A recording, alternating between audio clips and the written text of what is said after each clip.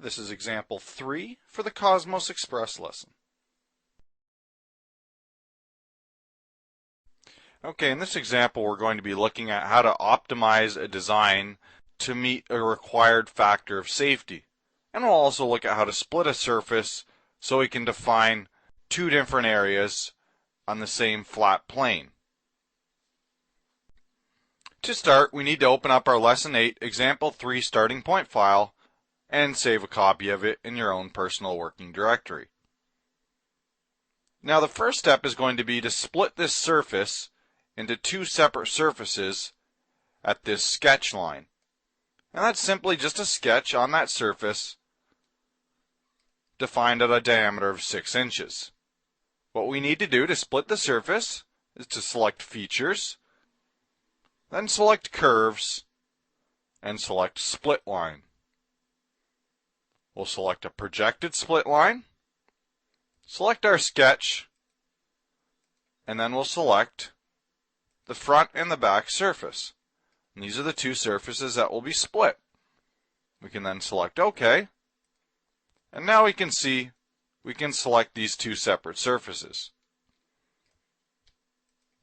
Now for the purpose of visual clarity, I'm going to select both those surfaces, then right-click, select my appearance callout, select just the face, and then apply a different color to that face and select OK. And now we can easily visually see the two different surfaces. Of course, we didn't need to change that color, but it's nice to change the color when you've split one flat face.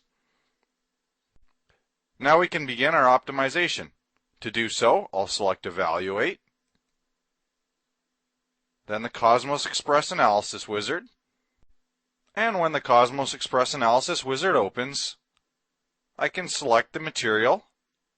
I'll use 6061 as defined in the material table. Then I'll select Restraints,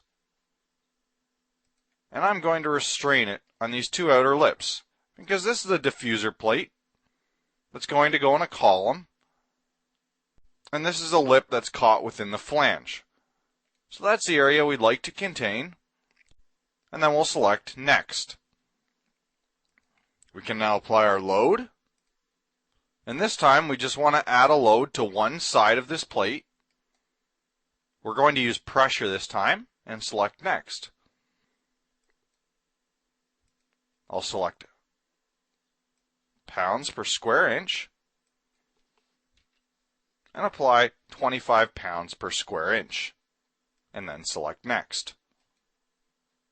We can now run our analyzation, so I'll select Next and select Run.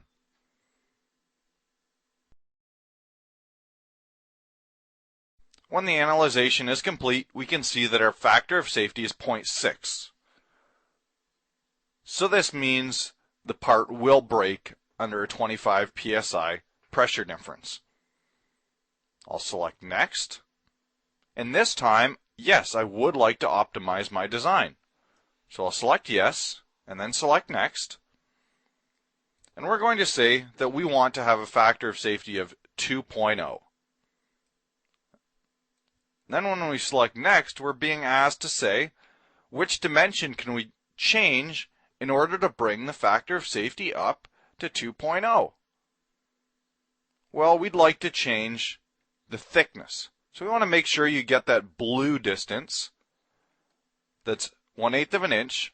This black one over here is defining the depth of the hole.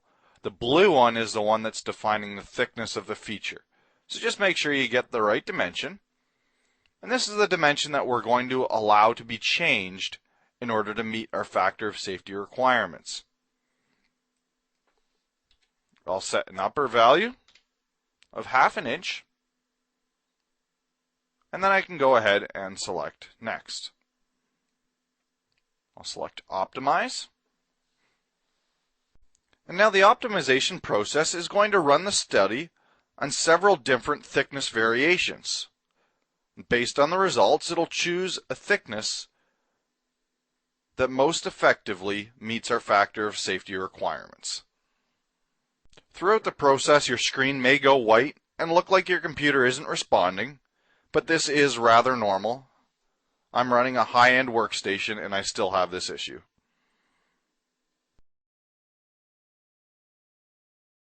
Okay, now that we're complete, we can see what the initial design mass was, and we can see what our new design mass was.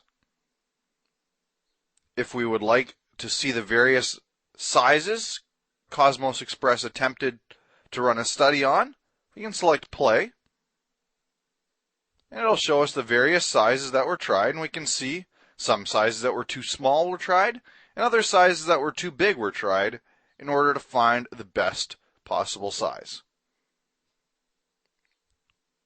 When that's done, we can move on, and if we'd like, see the stress distribution in the model.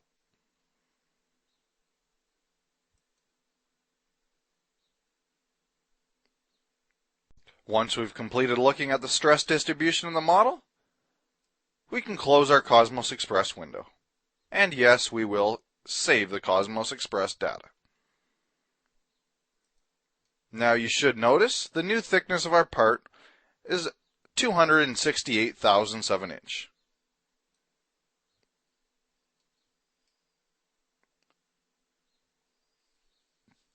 Depending on how this part's machined, you may want to adjust this dimension manually now, knowing that anything above 268 thousandths of an inch will meet your design requirements.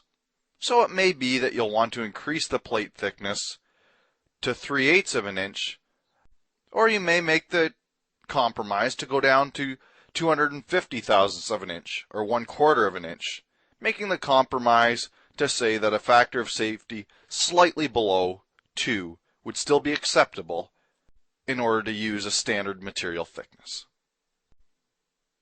Anyway, that concludes this example, and I hope it was a help.